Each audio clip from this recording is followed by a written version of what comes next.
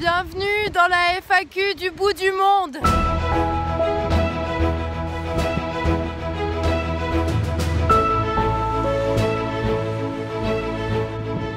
J'espère qu'on m'entend malgré le bruit des vagues, mais de toute façon en principe c'est apaisant. Alors il y a Arnaud qui demande pourquoi j'ai pas gardé mon vrai nom de famille et que j'ai pris Ventose à la place. Bon alors déjà parce que mon nom de famille je suis pas particulièrement attachée et que comme beaucoup de gens sur internet j'ai un pseudo et ce pseudo il vient déjà du fait que Ventose c'est mon mois de naissance dans le calendrier qui a été instauré au moment de la Révolution française et ensuite parce qu'il y a un ensemble de lois qui s'appellent les lois de Ventose qui n'ont jamais été appliquées, qui ont été écrites en tout cas, et qui visaient à prendre aux riches, traîtres à la patrie, traîtres à la France, qui en gros se barraient à l'étranger avec leur or, et qui visaient à prendre cet or-là et cet argent-là pour le donner aux patriotes nécessiteux. Et pour moi, c'était un peu une image qui me parlait. Voilà, c'est de là que ça vient.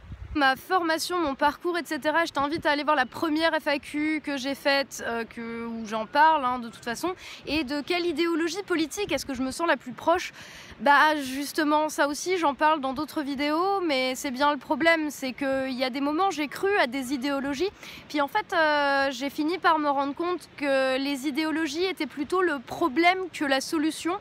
Donc j'ai envie de dire, je ne me sens absolument plus proche d'aucune idéologie et s'il y a bien un truc que j'ai compris, c'était que il fallait être connecté au réel plus qu'à la théorie.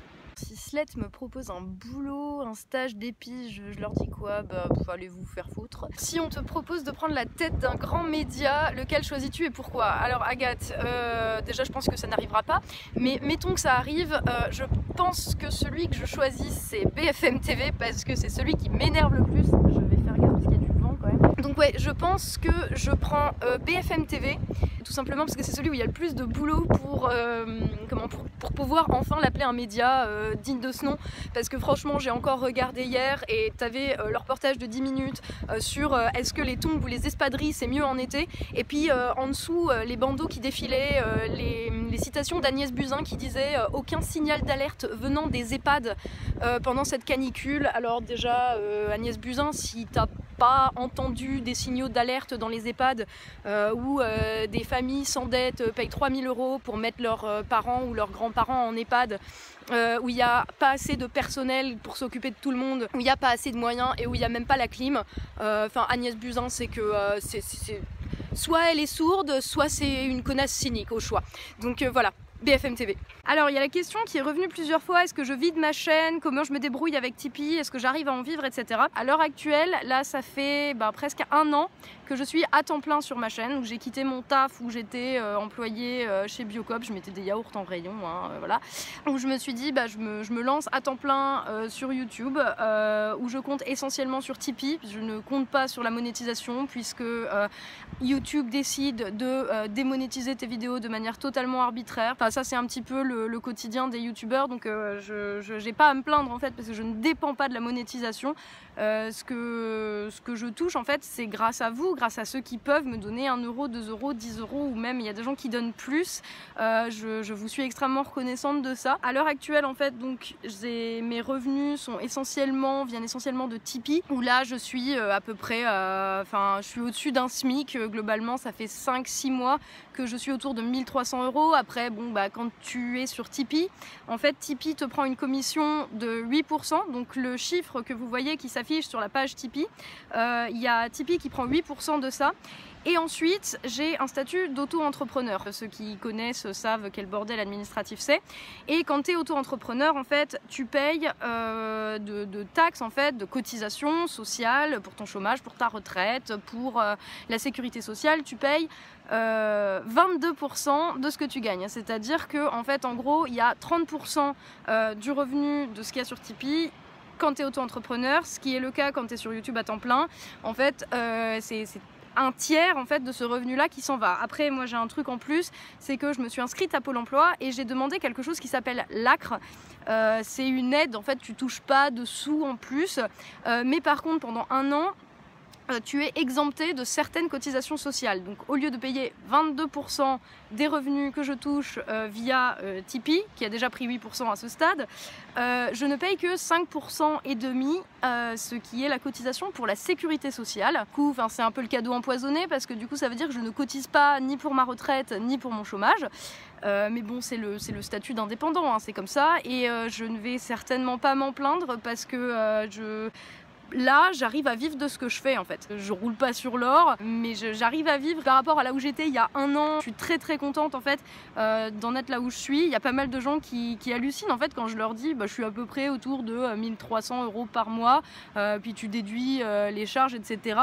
Et les gens hallucinent en fait parce que les gens pensent que quand t'es youtubeur, tu te mets bien, et en fait pas du tout. Des youtubeurs qui gagnent bien, il y en a en fait très très peu, et de fait ça devient de plus en plus dur de vivre grâce aux revenus de YouTube. Après, voilà, moi je dépends pas de ça, en fait je dépends de vous, voilà, c'est comme quand tu achètes un journal, sauf que tu donnes ce que tu veux. En fait mes vidéos restent gratuites, mais ceux qui peuvent, ceux qui veulent donnent, et vous en particulier les tipeurs, je vous remercie vraiment. Donc voilà, ça c'était le point budget, désolé, c'était un petit peu chiant, c'est de l'administratif, mais comme la question est revenue pas mal de fois, je voulais quand même y répondre pour que vous sachiez un petit peu comment ça se passe. Alors Jean-Christophe qui demande où je vais piocher les infos pour mes vidéos qui sont bien documentées. Merci déjà. Ça dépend en fait, quand c'est des sujets d'actualité, en fait je vais un petit peu éplucher tout ce qui est disponible dans les médias mainstream. À partir du moment où tu vas chercher les faits bruts, les médias mainstream, c'est pas des mauvaises sources en soi, c'est qu'il faut réussir à prendre du recul par rapport à ces informations-là, par rapport aux récits qu'ils essayent de promouvoir. Après, pour des sujets, on va dire plus fouillés, des trucs sur l'environnement, etc., je vais plutôt aller chercher du côté des trucs scientifiques, des trucs de vulgarisation, des rapports d'experts, de scientifiques ou de politologues, même ça dépend. Donc ça dépend. Qu'est-ce qui m'a donné envie de faire des vidéos? Disons que l'idée c'était pas juste de faire des vidéos pour faire des vidéos, c'était que je pensais que j'avais des trucs à dire et que j'avais des trucs à partager avec vous, avec plus en tout cas que juste mes potes avec qui on se plaignait régulièrement.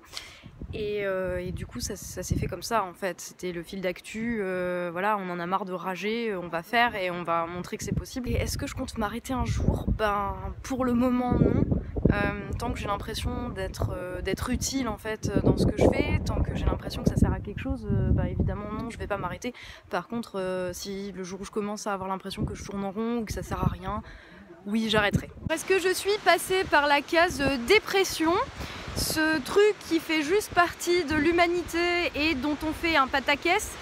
Alors j'ai envie de te dire en fait, si tu poses la question comme ça, c'est que tu n'en as jamais été victime et que tu ne connais personne qui l'a été, et je suis très très très contente pour toi que ce ne soit pas le cas, parce que franchement je souhaite ça à personne. Oui, ça a été mon cas, j'en parle un petit peu dans ma première FAQ, en fait celle de Noël. Je comprends en fait ton point de vue où tu te dis que finalement c'est normal de se sentir mal, de se sentir déprimé, de se sentir pas bien dans sa vie et qu'il y ait des hauts et des bas. Et là-dessus je suis tout à fait d'accord, c'est pas parce que t'as une déprime que t'es en dépression. Le seul truc qu'il faut savoir, c'est que la dépression c'est vraiment, on va dire, un truc pathologique qui est extrême en fait. C'est la version extrême du truc qui est normal.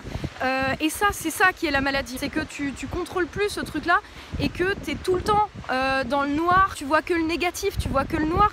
Et ça, c'est pas normal. C'est pas un truc qui fait partie de l'être humain de ne voir que ça en fait. Et c'est ça la maladie en fait. Donc oui, je suis passée par là.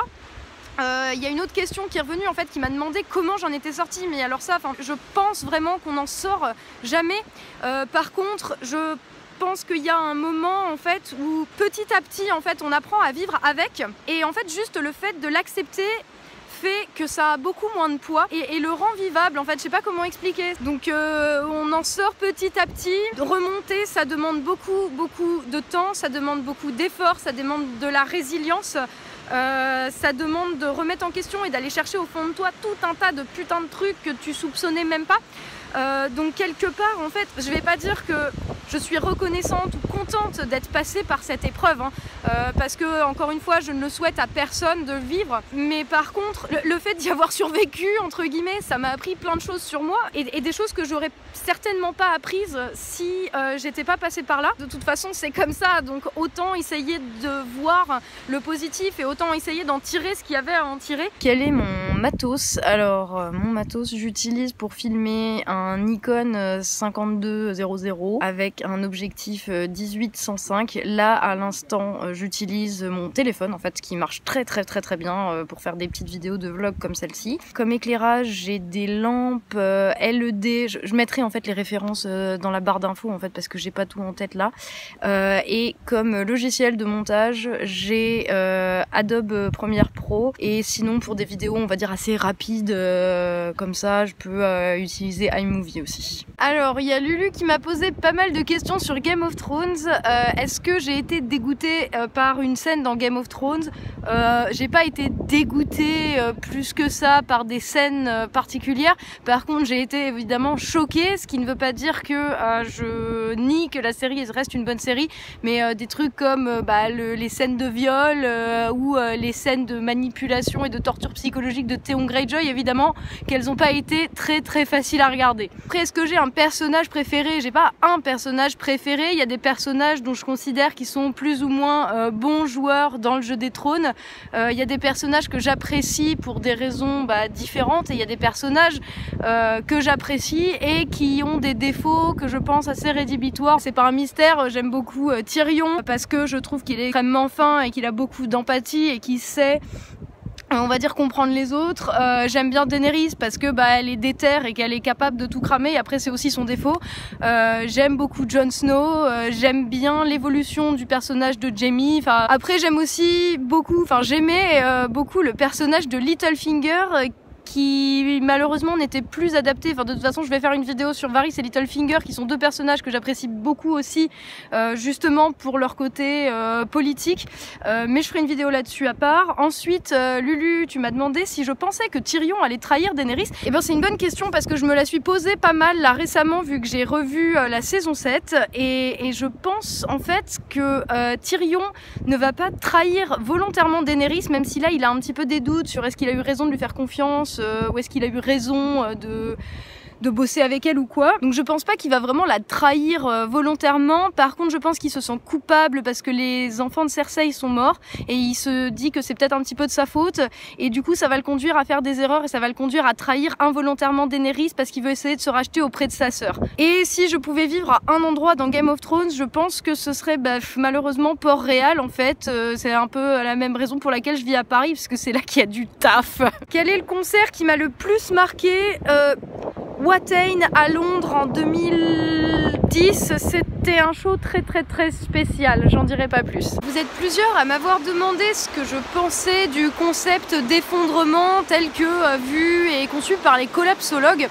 Alors déjà à titre personnel, en fait ça fait un petit moment que je m'intéresse à cette question-là, à la collapsologie, puisque j'ai lu Effondrement, collapse de Jared Diamond il y a presque 10 ans maintenant, donc c'est pas un truc qui est nouveau pour moi, et je trouve que l'étude justement du phénomène d'effondrement qu'on est a priori en train déjà de vivre à l'heure actuelle, je pense que c'est extrêmement pertinent. Je pense que c'est une discipline qu'il faut étudier et je pense que leurs travaux sont super utiles. Il y a juste un truc là-dedans, alors pas qui me gêne en fait, mais auquel je pense aussi qu'il faut qu'on fasse tous très attention, c'est de pas vivre ce qui se passe à l'heure actuelle, ce qui se passe dans le monde réel, en se projetant dans le futur, en projetant nos peurs de ce qui va arriver, de l'effondrement qui va nous tomber dessus, en mode pas en fantasmant en fait ce qu'on imagine qui va se passer, mais plutôt qu'on voit les problèmes réels qui sont déjà là à l'heure actuelle, et que le fait de prédire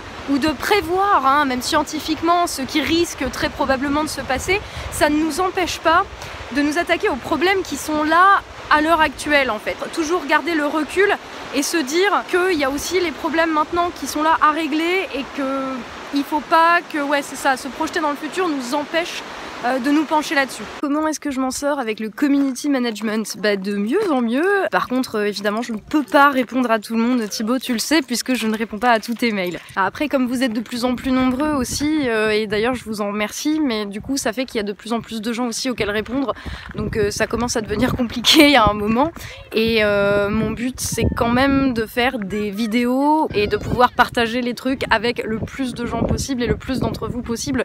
Donc voilà, je ne peux toujours pas répondre à tout le monde et je crois que humainement en fait personne ne peut faire ça. Ensuite c'est une question de Marc qui demande comment on peut devenir journaliste. Je sais pas, je suis pas journaliste.